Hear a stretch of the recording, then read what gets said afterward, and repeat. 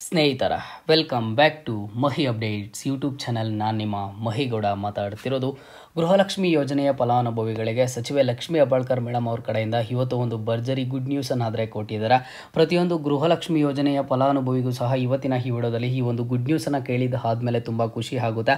ಹಾಗಾಗಿ ವಿಡಿಯೋನ ಕಂಪ್ಲೀಟಾಗಿ ವಾಚ್ ಮಾಡಿ ಏನು ಗುಡ್ ನ್ಯೂಸ್ ಅನ್ನೋದ್ರ ಬಗ್ಗೆ ತಿಳಿಸ್ಕೊಡ್ತೀನಿ. ಅದಕ್ಕಿಂತ ಮುಂಚೆ ಚಾನಲ್ಗೆ ಫಸ್ಟ್ ಟೈಮ್ ವಿಸಿಟ್ ಮಾಡಿದರೆ ಅಥವಾ ಇನ್ನೂ ಸಬ್ಸ್ಕ್ರೈಬ್ ಮಾಡ್ಕೊಂಡಿಲ್ಲ ಅಂತ ಅಂದರೆ ಈ ಕೂಡಲೇ ಚಾನಲ್ಗೆ ಸಬ್ಸ್ಕ್ರೈಬನ್ನು ಮಾಡ್ಕೊಳ್ಳಿ. ಹಾಗೇನು ಸಹ ಮರಿದೆ ಒಂದು ಲೈಕ್ ಅನ್ನ ಮಾಡಿ ನೋಡಿ. ಇವತ್ತು ಲಕ್ಷ್ಮೀ ಹೆಬ್ಬಾಳ್ಕರ್ ಮೇಡಮ್ ಅವರು ಬೆಂಗಳೂರಿನಲ್ಲಿ ಮಾಧ್ಯಮಗಳ ಜೊತೆ ಮಾತನಾಡಿ ಗೃಹಲಕ್ಷ್ಮಿ ಯೋಜನೆಯ ಫಲಾನುಭವಿಗಳಿಗೆ ಒಂದು ಗುಡ್ ನ್ಯೂಸ್ ಅನ್ನು ಆದ್ರೆ ನೀಡಿರುವಂತದ್ದು.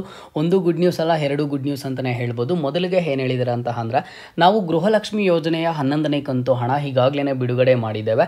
ಈ ಒಂದು 11ನೇ ಕಂತು ಹಣ ಒಂದಿಷ್ಟು ಫಲಾನುಭವಿಗಳ ಬ್ಯಾಂಕ್ ಖಾತೆಗಳಿಗೆ ಜಮಾ ಆಗಿದೆ ಅಂಡ್ ಹಾಗೇನು ಒಂದಿಷ್ಟು ಫಲಾನುಭವಿಗಳ ಬ್ಯಾಂಕ್ ಖಾತೆಗಳಿಗೆ ಜಮಾ ಆಗಿಲ್ಲ. ಯಾವೊಂದು ಫಲಾನುಭವಿಗೆ ಇದುವರೆಗೂ ಗೃಹಲಕ್ಷ್ಮಿ ಯೋಜನೆಯ 11ನೇ ಕಂತು ಹಣ ಬಂದಿಲ್ವೋ ಅಂತಹ ಫಲಾನುಭವಿಗಳಿಗೆ ಯಾಕೆ ಬಂದಿಲ್ಲ ಏನು ಅಂತ ಹೇಳಿಬಿಟ್ಟು ಇದರ ಒಂದು ಪ್ರತಿಕ್ರಿಯೆಯನ್ನು ನಾವು ಈಗಾಗಲೇ ಸಹ ಆರಂಭ ಮಾಡಿದ್ವಿ.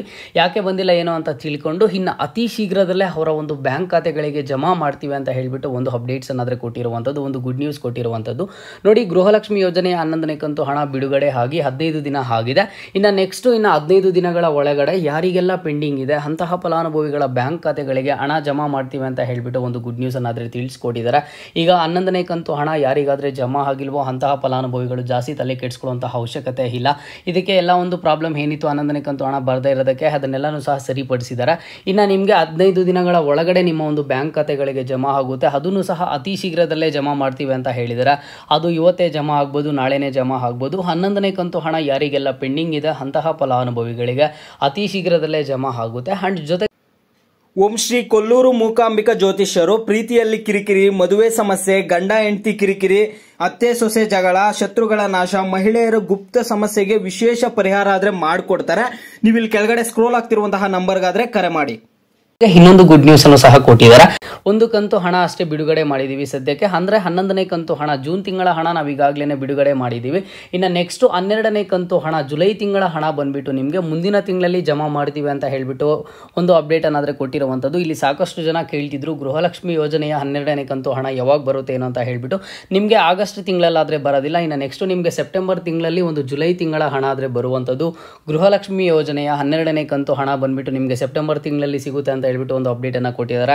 ಅಂಡ್ ಗೃಹಲಕ್ಷ್ಮಿ ಯೋಜನೆಯ 11ನೇ ಕಂತು ಹಣ ಯಾರಿಗಾದ್ರೆ ಬಂದಿಲ್ವೋ ಅಂತಹ ಫಲಾನುಭವಿಗಳಿಗೆ ಇನ್ನು 15 ದಿನಗಳ ಒಳಗಡೆ ಜಮಾ ಆಗುತ್ತೆ ಅಂತ ಹೇಳ್ಬಿಟ್ಟು ಒಂದು ಅಪ್ಡೇಟ್ ಅನ್ನಾದ್ರೆ ಕೊಟ್ಟಿರುವಂಥದ್ದು. ಎರಡು ಗುಡ್ ನ್ಯೂಸ್ ಅನ್ನ ಲಕ್ಷ್ಮೀ ಹೆಬ್ಬಾಳ್ಕರ್ ಮೇಡಮ್ ಅವರು ತಿಳಿಸ್ಕೊಟ್ಟಿದ್ದಾರೆ.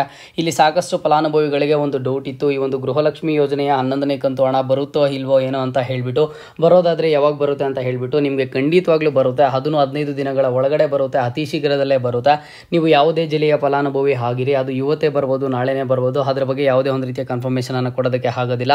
ಬಟ್ ನಿಮಗೆ ಕನ್ಫರ್ಮ್ ಆಗಿ 15 ದಿನಗಳ ಒಳಗಡೆ 11ನೇ ಕಂತು ಹಣ ಬರುತ್ತೆ ಅಂಡ್ 12ನೇ ಕಂತು ಹಣ ಬಂದು ನಿಮಗೆ ಮುಂದಿನ ತಿಂಗಳಲ್ಲಿ ಬರುತ್ತೆ ಅಂತ ಹೇಳ್ಬಿಟ್ಟು ಒಂದು ಅಪ್ಡೇಟ್ ಅನ್ನಾದ್ರೆ ತಿಳಿಸ್ಕೊಟ್ಟಿರುವಂಥದ್ದು.